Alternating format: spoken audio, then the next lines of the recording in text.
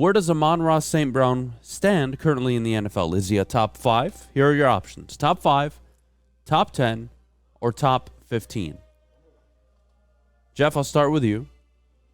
We talked about St. Brown, if you remember, back in August during Hard Knocks. Yeah. And the common theme after every episode on a Wednesday morning was he's unguardable. Yeah. Every time I see him, he's open. Red zone. Third down. Doesn't matter. The Colts couldn't guard him. In the preseason, you couldn't guard him. In practice, you couldn't guard him. To start the season, you couldn't guard him. You couldn't guard him. To end the season last year, you couldn't guard him. In the parking lot, you couldn't guard him. You can't. Nobody can stop this guy. He is exceptional. Yeah. So my question is, where is he? We had the conversation back in May. He was left off the Pro Football Network's top 32 wide receivers list. Mm-hmm. We argued that he was already a top 20 wide receiver at the time. Yep. This was prior to the year starting. You look today. Where is he?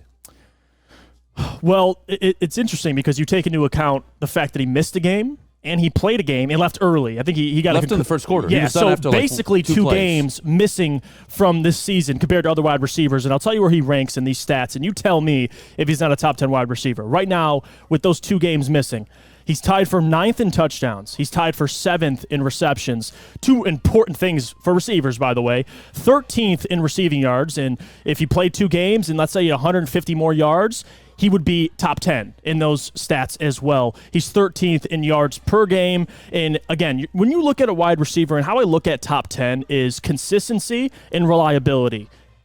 Amon-Ra St. Brown is doing exactly what a number 1 wide receiver does. And we had this question, remember when he was first drafted, or really his rookie season, is he a number 1?